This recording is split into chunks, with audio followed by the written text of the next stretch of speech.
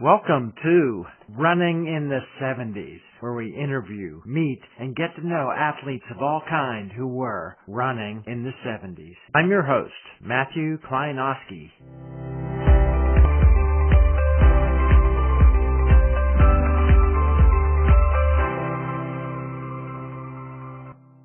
Okay, today on the podcast, we're down in Florida. I don't know if she's a snowbird, but we're down in Florida in the winter. Today on the podcast, welcome Dana Dicicco Piccolini. Hi, Dana. Good morning, Matthew. How are you? I'm great. Let's introduce you with your first experience as with any sport. What was your first experience with competing or being involved in sports? Back in the early 70s, when I was in junior high school, we had absolutely no options for girls because Title IX had not really been accepted yet or implemented. The only thing that I could do in 7th and 8th grade was be a cheerleader. I'm a little embarrassed about that, and it didn't last long. I did it in 7th and 8th grade because in 9th grade, you could join a varsity team if you were lucky enough to get selected to be on it and compete at the varsity level 9th through 12th grade. I was always a little quicker than the girls and definitely quicker than most of the guys. There was one boy in 6th grade that I couldn't beat anymore when I was in elementary school. So I knew I was faster than the average person for girls as well. Obviously, when I had success in 9th grade as a sprinter, I was hooked on running. But again, no off-season clubs or anything. We lived in a very small town. My dad was a musician at the university, and I was a flute player at that point. All I wanted to do at that point was become more active and more athletic, and it was a kind of fight in my house. I had to kind of battle my dad on being able to do things. Wow. Fortunately, my dad worked with the soon-to-be women's cross-country and track coach at the university in the town where we lived. Because my dad was a professor there, I could go to school for free, which was fabulous. Let's talk about high school then. I just wanted to capture, do you remember anything about your first race or your first races and the idea of how you felt about competition at that age? Oh, yeah. I was always very competitive. I did very well as a 9th grader. In the 100, the 200, my coach was always trying to get me to run over a hurdle. Didn't want to do that. Couldn't do that. I never did that. We had a cinder track back then. I mean, I had cinders in my knees. I remember climbing over the locked fence of our high school field and track in the summertime to get in to go on a track. And at that time, IUP, I don't know that they even had a track. Well, I guess they had a track, but it must have been locked as well, and you couldn't climb that fence. So they locked the facilities back then, and you just didn't do it. You just didn't do it. But as far as I did well as a 9th grader in the 100 and the 200. In 9th grade, I qualified on a relay team to go to states, which was great because then I realized, okay, I can be competitive. But again, it was very seasonal back then. You didn't have the women's cross-country team at the high school, and girls' sports had to work around when the gym was available and when the facilities were available around the guys' schedules. I played girls' basketball in high school, and it was in the fall. We were very successful there. I wasn't a great basketball player, but again, because of my quickness, they wanted me to play and pushed me to play. And had to fight my parents a little bit about being in sports year-round because, you had your track season that was just March, April, and May. And in the fall, I wanted to play basketball. So I had to fight with my dad because I didn't want to be in marching band anymore, and I didn't want to play my flute, and I wanted to play basketball with my friends and be competitive that way. We ended up that in our basketball season, we had to play in the fall, quit playing for a while the rest of the PIAA teams played in the wintertime like the boys' sports did because our school district was so small. We only had one gymnasium, and they didn't share it with the girls. We had to work around the boys' schedule. Yeah, it was crazy. Let me ask you the difference in your personal psychology of competing as a part of a team and as an individual sport and track.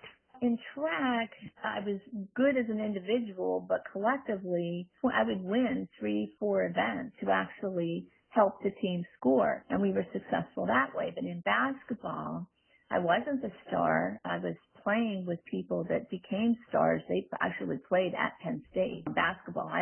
We had some really, really good athletic girls in our high school, and that were great basketball players and went on to really great careers. So I was a bench warmer. I would get put in to the game, and my role was to be fast, steal balls, and get it to the point scorers. So I knew my role, which was good. I didn't always like that role. I wanted to be out on the floor, but because I was competitive by nature. But it didn't keep me from wanting to be out there with them. And my friends were all basketball players. They were all basketball players. Great. But I was late to the game. I was literally late to the game. I think my first year of playing basketball was 10th grade. Right. That was pretty late back then. That's just the way it was. We didn't have opportunities like the kids today have. Let's talk about the opportunities both because of being in a small school, small town, and also because of female sports at that time. What about the equipment for the track? You had a cinder track. They locked you out of it. What about shoes and uniforms and everything? Did that feel equivalent to the boys' teams? You know, I don't know that I know the answer to that back in high school. I remember you were lucky if you got a pair of spikes. You were lucky. You didn't own your own equipment like kids today will buy their own spikes that they want to use. You just didn't do that. And it was so new for girls, like at least in my household. We didn't buy equipment for sports. You just didn't, You just didn't do that. You just didn't do it. And of course, you only worked a little bit on the weekends, so you didn't have a ton of money, and you certainly didn't want to spend it on a pair of spikes. The whole running regime, as far as how competitive it got beyond my years in sports, I didn't see that big picture at where I was at. My big picture was going to states every year in track and getting there. I never placed at states, and I was like, I was okay with that for a while until my college coach got a hold of me. Right. Well, we're almost ready to jump into university.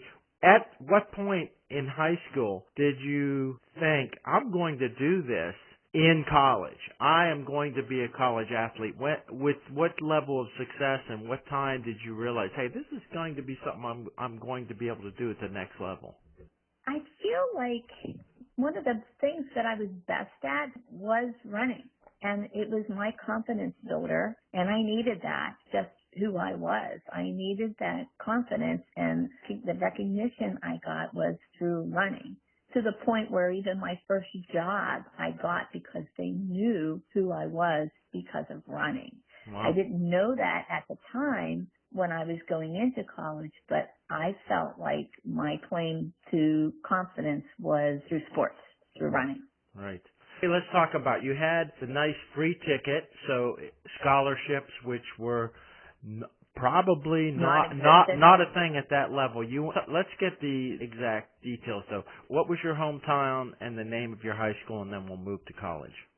Well, I'm from Indiana, Pennsylvania. My high school was Indiana Area School District. The town we lived in is where Indiana University of Pennsylvania is located, and my dad was a professor there. So you had free tuition. Correct. And did you live on campus or at home?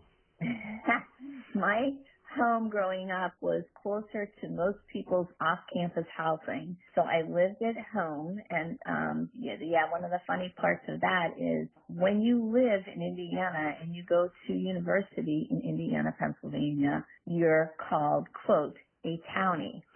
And my biggest fear was having that townie label and only having friends that I went to high school with. I really wanted that college experience, but for me to ask my parents to pay for me to live on campus when I basically almost lived on campus was unrealistic, I just it would have been very selfish, and they weren't going to foot that bill. They made that very clear. We just lived too close to campus. I immediately, first semester, freshman year, my high school girlfriend and I pledged a sorority so that we would get to know people because we did not want to be just the townies. So that is why I joined a sorority, which was very uncharacteristic for me, and it didn't last long as well. So, but I met a lot of people and had a lot of fun that first semester. My high school, this is the funny part I forgot about, my high school PE teacher started to coach the IUP women's field hockey team. She grabbed a hold of me when we did our field hockey unit in high school and said, "Hey, I'm coaching next year. Why don't you play?" Wow. I thought, I didn't know how to play field hockey really, other than what she taught us, and she wanted me on that team, so she had me try out against my parents' wishes so badly. My parents were so against that, and then I made the team. I couldn't get one of the courses I needed. I needed a chemistry class and I needed a lab, but I couldn't get in. And it was tough to get your courses your freshman year. So my dad pulled strings and arranged, this is crazy. My dad pulled strings and he got me a chemistry lab during the time that they played field hockey. And I was told, you will take that chemistry class, and I had to quit the team. Oh my gosh, that's amazing. Wow. So, round two to the parents. Yeah. So he actually came to the field hockey practice and told me and told my coach, and that was it. I had some field hockey players come to me and like, come on, you have to be on the team. And it's like, can't do it. Wow. I'm in the course. I can't do it. So yeah, that was the end of my field hockey career. Wow. That was my freshman year. And again, no cross-country team at IUP yet. And in the spring, back in those days, because Title IX was just being implemented, and we were very fortunate to have Ruth Podbilski. She was a real front runner with Title IX and getting the programs for women's athletics at IUP. Mm-hmm. We had to be a club first. You had to prove yourself as a club to make sure that you had enough people to be a team. And you had to do that for 2 years. So in my entrance freshman year there in the spring, that was the second year as a track club. That's when Coach Fry started coaching as well, those club teams. That was the introduction to track at IUP. We had an asphalt track for 1 or 2 years before they could afford to put the turf down. It was an artificial track. Artificial, yeah, it was a little bit spongy. Do you remember your first time meeting Coach Ed Fry? Yes. He actually was a professor of music alongside of my dad. He knew me as a little kid. We lived real close to each other, actually, at one point. I knew him as a professor of music. He was fun. He played the piano, and he was just a great, fun guy. I did not know him as a runner then. I don't know when he actually started. Well, he was a runner all along. I know that my dad, we saw the success on the track, and I make it sound like my parents weren't supportive. They were supportive. Sure. To a certain degree. They didn't understand the year-round stuff, and nobody really did at that point, that you needed to do it year-round, in our area anyway, as far as running was concerned.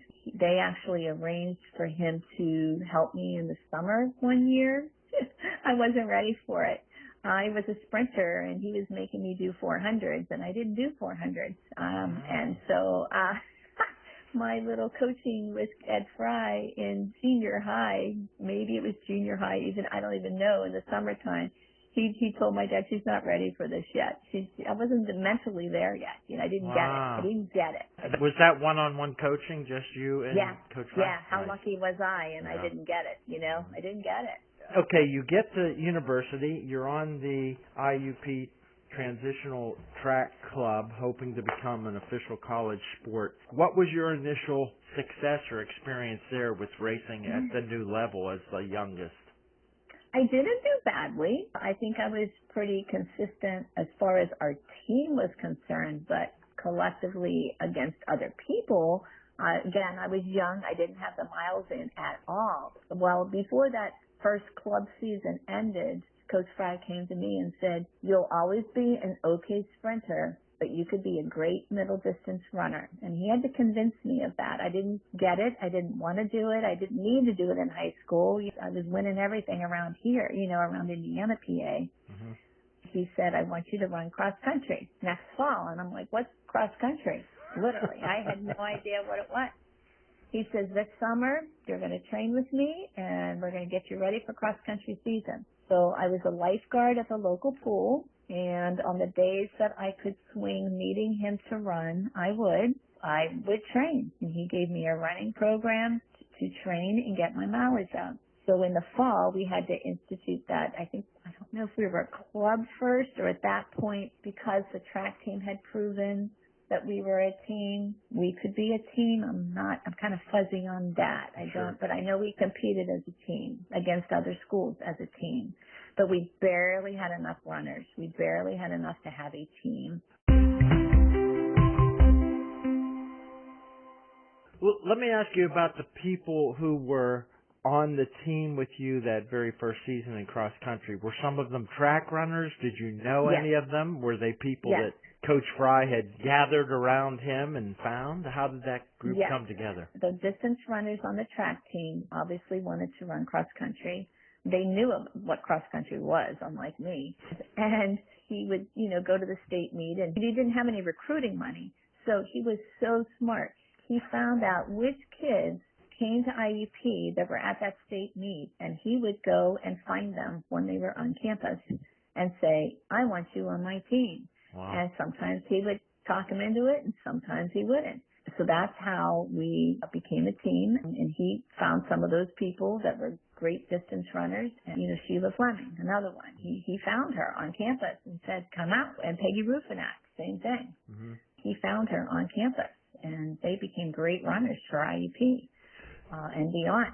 How big was the shock to your system then? Although you had trained with Coach Fry and built up to the idea of college-level training, cross-country training, but what was practice like that first season for you personally, physically, in your first attempt?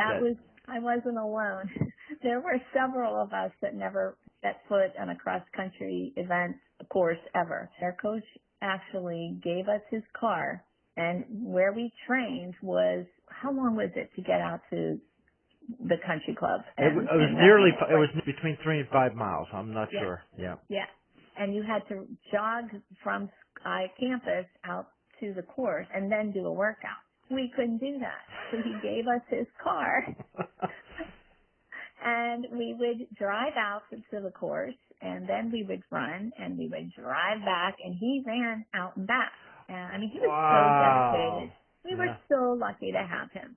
And I'm so lucky to have him. And it was tough on me. And of course, my family was, again, not supportive of this, did not want me to run year round like this, wanted me to concentrate on my studies. But I wanted to do it. And they let me, but they didn't like it at all. As the miles would pile up and the weight was, I looked like a waif in college. That's what you had to do. In order to be competitive in track, I knew I had to run cross country. Right. So once that became once I understood that, then changed, and I trained year round and got the miles in and worked at it, but it was never easy for me cross country, ever. Well, let's just take a look at the idea of student athlete. How was it managing academics with full-time round the year running at this point then? Because I was from town and because my dad, we got free tuition, what I did, and I was really fortunate, I was able to take courses in the summertime. I could take 3 courses in the summer and lighten my academic load into like 12, 13, or 14 credits during each semester. So I was very blessed to be able to do that. Not everyone had that capability to do that. Fortunately, the track and cross country, you only competed on the weekends. I do feel bad for kids that play basketball. My daughter did this. They were going to 2 basketball games during the week and then playing on the weekends. Now, that's really disruptive to having a study schedule. But with track and cross country, you only had those weekend meets.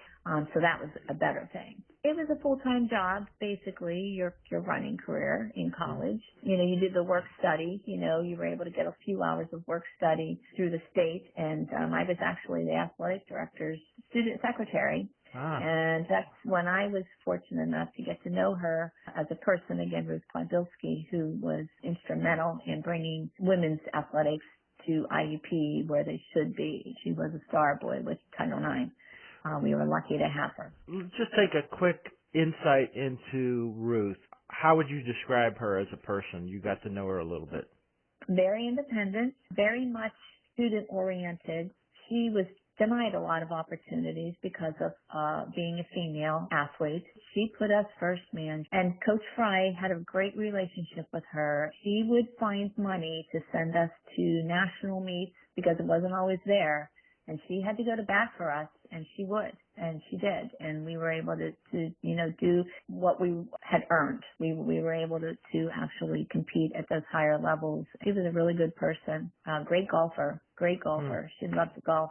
She really was a star. And I look back on it now, I think in the moment, we didn't realize how blessed we were because we walked into having opportunities where they had to fight for their opportunities. We were very lucky to come into athletics when we did in the late 70s because in the early 70s it wasn't there.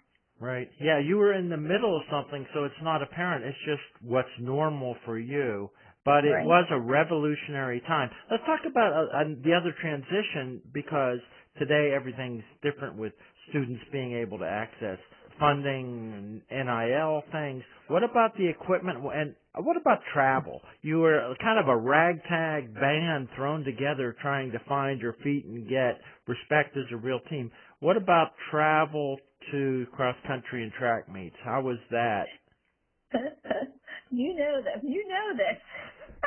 We had student vans that had bulb tires that were terrifying to be in, and the coach would drive one van, and he would get somebody, one of the students, you had to take a course, I think, to be able to drive one of the student vans. They were terrible vans. I remember terrifying trips where we were hydroplaning and sliding on ice, and our coach drives really fast regardless of the conditions, and the student drivers would be trying to follow him and be terrified. It was terrifying. It was literally terrifying. You were in a van and all the equipment bags. Talk about safety issues. Like, good God, you survived that, No seat belts, I mean, it was nuts. It was nuts. And if you were going to a really long meet, like we would run in Maryland, Towson or James Madison, you were really lucky you'd get a coach bus, and in the back of the bus there were chairs, seats that faced each other, and there were wild card games going on back there. It was fun, actually. We would enjoy those bus rides, but we hated the van rides, man. The van rides were terrible. And you had equipment and all kinds of things. It was crazy. Let's talk also about coaching a little bit. What level of feedback and expertise did you get from high school coach, and how does it differ when you started working with Coach Fry? Oh, I had a great high school coach as well. He was so kind, and his wife, they were very young, not much older than me, actually. He probably graduated college when he was 21, and I ended up teaching with him later on in life. A great person, very committed. He was a jumper in high school, I believe. He was learning how to coach runners as well at the time. But again, I was a sprinter, but he would once in the summertime, probably my junior year, he started to have us come together in the summer a little bit, 2 days a week, and we'd meet at his house and run hills. He lived on this giant hill, and we would run hills with him, and that was the extent of our training. But it was nice that he gave us that time in the summertime to help us a little bit. But again, we couldn't get on the track. It was still locked. You didn't have that opportunity. He pushed me and helped me, but he never not forced me, but he talked about having me run the 400, and I would never do it. I mean, I just think that's the most painful race out there of the 400. Give me a mile, give me a half mile, don't make me do a 400, but it took me a while. I was the runner in high school that cheated on the mile warm up because I didn't want to run longer. I was a very lazy runner back then and had success on the sprinting side. So I figured, what do I need to do this for? He pushed me just within my mindset, but he never really forced me to do anything beyond that. But he also used me to win, I did 3 running events, and I also did triple jump in high school it was my senior year. It was the first year girls were allowed to triple jump. Wow. You weren't allowed to triple jump before my senior year. And that's how I went to states that year. So then when Fry got a hold of me, and he had to change my mindset, and it took a little doing. He was right. Very first season we talked about not being a sprinter anymore, and then the next year ran that cross country season, and in track season I started out running the 800. That was my transition, and the 400 and the 800 were really close together in a track meet. Mm-hmm. So infrequently did I run a 400 open, but I was also running the mile relay and running a 400 there. So I did do the 400 there and trained for the 800 and had real good success with the 800. He was right. I was quick, but I needed the strength. And then before the season ended, he said, I'm going to put you in the mile. It'll help, because I was trying really hard to break 60 seconds in a 400, and I couldn't do it. I was trying to get it like a 59 or, I just wanted to do that so bad. He's like, we're going to move you up this week. Instead of running the open 8, you're going to run the 1,500 meters. And that's when they were pushing to do meters rather than, the 1,500 meters was the step before they changed it to be 1,600 meters run. That very first race, I qualified for Eastern Regionals in the 1,500 meter. And so that was like, okay, here you go. I told you. So, you're not a sprinter, you're a middle distance runner, so. And then, of course, before that season ended, I think I qualified for nationals in the 1,500 meters. But it was NAIA. And it wasn't the NCAA. Ruth Plydbilski found money, and we flew to Kansas to do that meet. Well, what was your experience at nationals? You'd now made it to the championships at high school and now in college at the national level. How was it? You had experience. Oh, it was overwhelming. Okay, you had experience at the big meets in high school. Yeah, how was it? So many people. But also what's interesting about that meet is that was the year of the Olympic boycott. It was a Olympic year, and people were still trying to qualify for the Olympics, not knowing it was going to be boycotted. They also made that a qualifying meet for Olympians. So we got to see Light White high jumping. Right. Was that his name? Like some brutal throwers and, that were trying to qualify. So we got to see Olympic athletes. So it was overwhelming. It was very overwhelming. Dwight Stones. Dwight White was the football player for Pittsburgh. But Dwight Stones. Thank you. Right. But it's been a while since I thought about that. Yeah.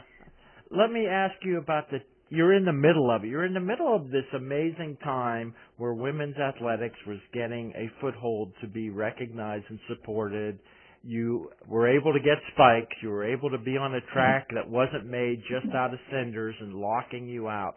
How did the team change for you? Were you able to observe the expansion or change in the team standing over the 4 years as you became a real accepted athletic team?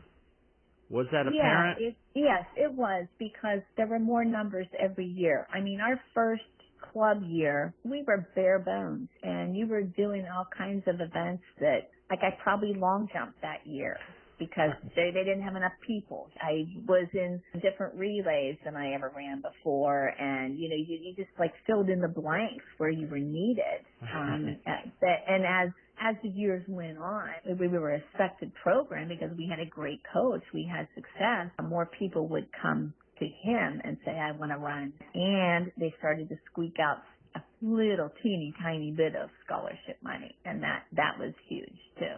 Mm-hmm. We had more numbers and more people that wanted to join and be on the team. I want to ask you a little bit to reflect a little bit more on competition. I think as we compete, have success, you talked about it giving you confidence. A lot of that goes in the bank so that you're able to deal with not failure, but lack of exactly meeting expectations or completely winning at every race. How did you handle not winning ever, and how did you handle your own expectations as competition? You met competition that was tougher and tougher.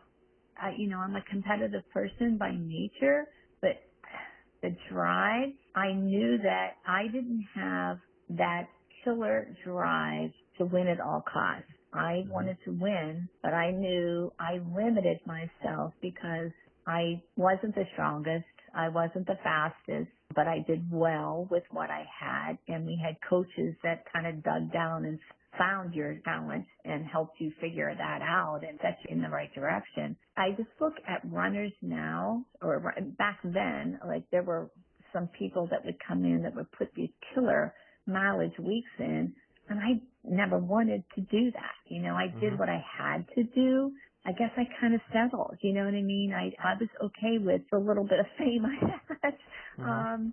I didn't want it to consume my entire life, and there are people that get consumed by it, and it's the only thing they have, and I never wanted that. I didn't want this to be the only thing I was good at. So I probably didn't work as hard as I know I didn't work as hard as I could have, but I didn't get it back then. Like it just wasn't a thing then, you know, when I first started out running.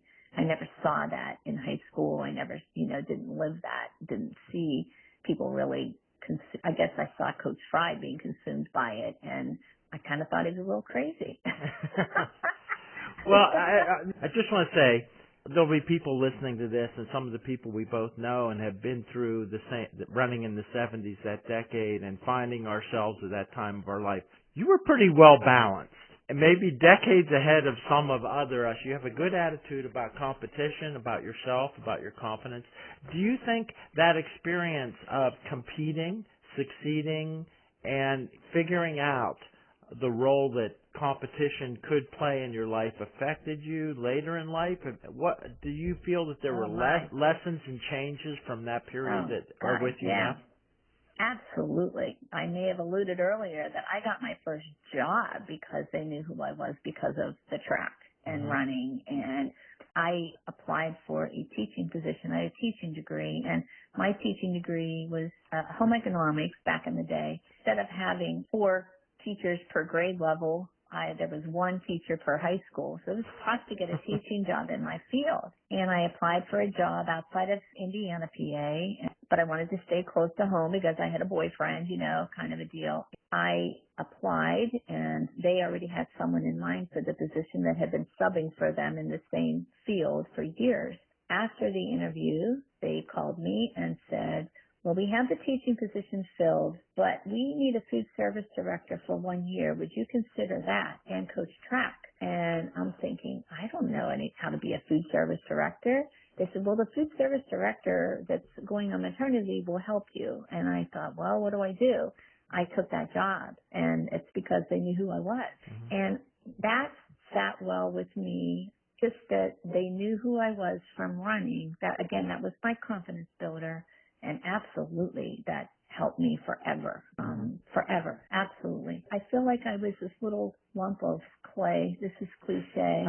And when I went to IUP in terms of running, Coach Fry actually kind of molded me into what the best I could possibly be on the track and in cross country. I'll be forever indebted to him for that. It's like I was not a runner when I went to college, and I felt like when I graduated, I was a runner. I didn't have that mentality, that mindset back then at all. I definitely gained confidence, team building. You do what you got to do to help a team. Well, you've described your relationship with Coach Fry well, the long relationship you had with him, your admiration and gratitude for him. Anything else to say about him? Sadly, for people who don't know him and his career, he's passed now. Yeah. Again, he would find whatever talent you had, and he would just pull it out of you. And he cared so much about his teams and his runners as individuals. And I know that he has helped many, many, many students. I can't even fathom how many kids that they actually helped. And we were blessed to have all of our coaches in college were really kind and helpful. And if you ever needed anything, you could go to him, absolutely, for sure. And he would help you, on or off the field. We know that he was trying to recruit a young girl from out east that was very poor, and they came to a visit at IUP. The car wasn't going to make it back home. It needed repaired before they could get on the road to go back to Philadelphia area. Wow. And he paid for that car to be repaired before that recruit, she was just a recruit at this point, went back to Philadelphia area. Wow. And did he get the athlete? Absolutely. He got it. Yeah, definitely. That's great. That's a nice story. How do you think either your high school coach or Coach Fry then affected you? Because in your first job, you became track coach. How did you transition to being coach? Well, I was an assistant coach, but the lessons I learned about how to train were very different than high school. But again, I was competing at different events. I think the kindness part was first and foremost, that you wanted the kids to respect you, but you also wanted them to have fun. And that I think is critical. And I was blessed to, in my end of my teaching career, to coach cross country with a good friend of mine from Indiana School District where I was teaching. And we made sure that our kids had fun on and off the training course. We were very successful with our boys program to the point where I'm really proud of a runner at IUP right now. I've actually 3 of my runners from high school are running very, very well for IUP now. We made sure that we had fun on and off the cross country course. And I think that that was critical. Kindness and having fun was really important. I dreaded cross country season every year, but I still did it in college. I knew I had to be competitive in track, but we still had fun doing it. Great. Well, who are those kids now, the people that you have an impact on at IUP now? Evan Weaver, he's running middle distance, and actually he's running a little longer now. He's probably doing the 5,000, 3,000. Kendall Brennan, who is actually up for a PSCA title in the 800 meters. He's a great kid, great runner, really strong runner, and he wanted to go to Pitt he wanted to go Division I in the worst way, and he did. He went to Pitt. But I didn't think it was going to work, but I didn't want to tell him that. I told his mom that. I said, I think he would do really well at IUP and really like it there. Took 1 year, and he decided that's not for me, being in the city. He's a hometown kid. He's back at IUP now, running very, very well. I think he's going to win the PSCA title, and he's actually got one of the fastest times in the nation in the 800 right now. So, great kid. Excellent. He's not because of my coaching. He's just a great kid. But we had fun. We actually, every year, he ran all summer with us. We ran all summer with the kids. We would meet Tuesdays and Thursdays, and that was really important to keep everybody running in the summer. At the end of the summer, if you ran all summer, I have an outdoor pizza oven, and that was their reward for coming. We would have everybody for outdoor pizza, and they all learned how to be really great pizziolas. They all make their own pizzas and fire them up in the wood fire pizza oven every year. So we had fun doing that. We did a lot of fun stuff like that. We really made sure the kids had fun. We would take them to the drive-ins. Everybody would pile in cars and meet at the drive-ins, and just did dumb little hometown things we did as kids. We tried to make fun for them and make sure, especially during COVID, they were socially, oh my gosh, missed so many things. I was fortunate that I kind of got away from it during COVID, but we still made sure that they still had fun. I want to ask you your reflections on being a parent of athletes now. Having been an athlete for so long, probably you feel it's your whole life. How did that inform your view when you had kids who entered athletics? I'm probably one of those different parents. I think kids should be well-rounded and should do many sports, not just one sport. We let our kids pick the sports they wanted to do. I wanted them to be in some sport, absolutely. Just there's so many lessons in life you learn from sports and being on a team. So both of our kids, I have a boy and a girl. I got them swimming young, playing soccer young, basketball, football, cross country. My daughter ran cross country. My son snapped his femur in half in 8th grade football, and so that whole year he was rehabbing, and that fall, instead of playing football, he ran cross country. He hated that. Oh, that was the biggest mistake ever. But it was good for him as far as what he needed to do for his leg healing. That was a long injury to heal. Yeah, we wanted them to do year-round sports, but not focus on one sport year-round. And my son was also a baseball player. And my daughter never liked cross-country. I had a hard time watching the coach and what he did or didn't do with her. That was tough for me. She tells the story. We lived fairly close to where they trained, and I would pull up to pick her up, and I'd say, well, what did you do today? Because I felt like he wasn't preparing them enough. And so every race was a trauma for them. They weren't prepared, in my mind.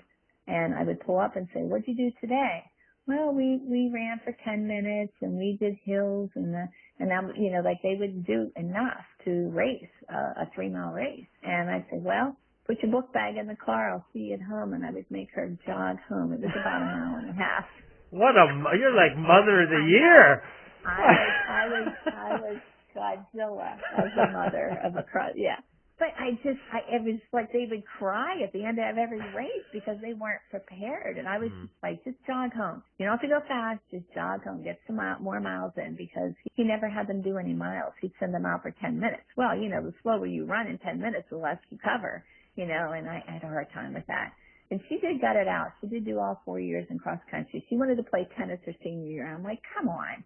What are you going to do? You're not, And so she did gut it out, hated every second of it. But it was good for her because she was a better basketball player than she was a runner. She ran track. She did, fairly well, but she was a basketball player. We did do year-round basketball. Well, not year-round, but we played AAU basketball during spring track season. And then they had summer leagues and things. So she did kind of do basketball year-round a little bit toward the end, but it wasn't the only thing she did. And my son was always a baseball player first, as was my husband. So he wanted him to be the baseball player, but he also played football, and he did basketball for a while. He never ran track. Disappointing. He was really fast on the football team. He was good when he was healthy, but he was little, so he was hurt a lot. But I didn't want them to do year-round anything, only one sport. If you look at the Patrick Mahomes of the world, talk to some of these athletes that have great success. They were 3-sport people. They talk about that a lot, about how important that was. Let me ask you to now step back again and say, are you satisfied in the changes over these now nearly 4 decades in women's sports, having been an early one who was there on the threshold of women's moving from club to official sports and coaching through it, raising kids through it? How do you see the evolution of women's sports? Well, it's definitely more fair than it used to be, and I know that not everybody sees eye to eye to that. I mean, IUP lost their wrestling program to women's sport. They had to make the number of sports even for men and women in college, so some of the men's programs died out because of it. Right. And so there were some bitter people in the beginning, but in all fairness, why shouldn't the female sport, the athlete, be able to have the same opportunities as a male as far as sports are concerned? I think that it's come a long way. And you look at professional women's sports, and I mean, that didn't happen that long ago. Yeah. Professional women's sports. It's definitely Title IX impacted that all happening and the opportunities that were out there. I do think that it's more fair now.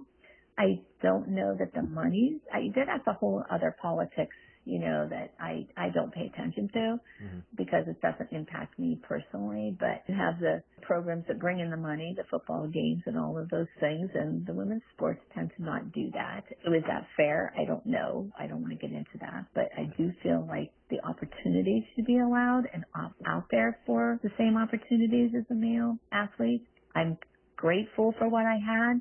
I don't think I realized what I had at the time. I know I didn't. You were part of a trailblazing generation and a trailblazing group of people that you can be oblivious to in the moment. And even you're living it. Yeah. And even protected by your coaches sometimes to focus on the task rather than the politics. Let me talk about the other athletes. Who were some of your teammates? Of your teammates, are there some relationships that you've maintained from across the decades? Sure. Absolutely. Sheila Fleming, for sure. We still get together. She actually came to visit me down in Florida here, and we spent some time together and getting some miles in. We might walk them instead of run them together, but our good friend Lee Johnson Falconbridge just passed away this past year from a long bout of cancer. Still maintained that friendship through the years, and Mary Ellen Tesla as well, and we all lived together at one point. Well, Sheila didn't live with us, but Mary Ellen and Lee and I lived together. One semester I lived on campus with my own money, $800, to live further away from campus than I lived growing up, but I needed to do it and I wanted to do it. You lived with teammates? Yeah, absolutely. They were my friends. I think I told you earlier that I joined a sorority to make friends on campus.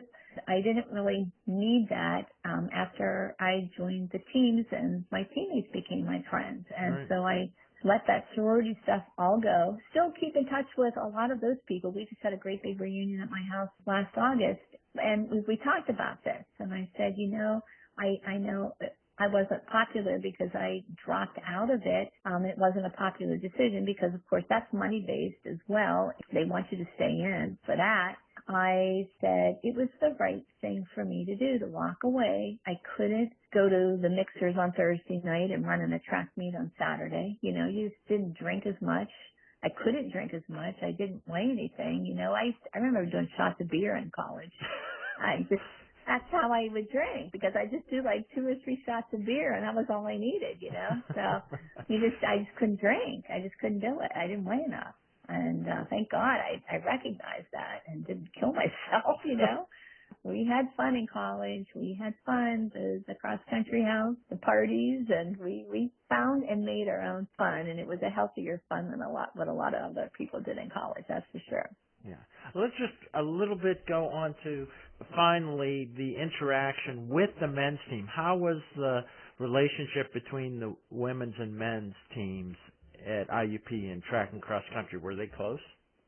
Yeah, very close. I said this at Ed Fry's memorial, like literally we took your coach, He was your coach, and then he became our coach. We were very blessed to have him, and he still kept his fingers in the men's program and wrote the workouts and did everything for you guys, even though he wasn't getting paid to do that. I don't think at that point he was doing just the women's stuff. We were very close with the guys' team. They were our friends, and they looked out for us, and we looked out for them, and we did a lot of socializing together. We had the same mentality and taking care of your body, and you had to, although I think there's some people that abused it more than others. I won't mention any names. You know who you are.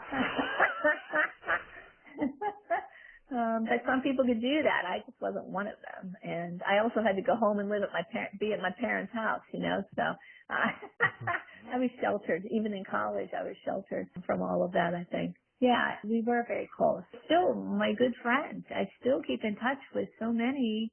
Ed Phipps will call me out of the blue just to see how I'm doing, just a good friend. I always said, of all the guys I ever met through my formative years looking for a spouse or whatever you were doing at that time, having relationships, like guess I should say, not looking for a spouse, having relationships. The cross-country guys were the best guys. They were committed. They were loyal. They knew how to work hard.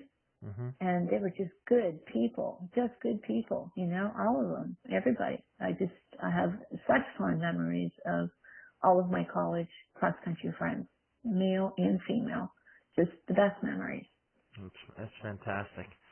You're a very good storyteller, you're sincere, and you know yourself pretty well. Thank you very much for sharing all your stories. It's very nice to talk to you.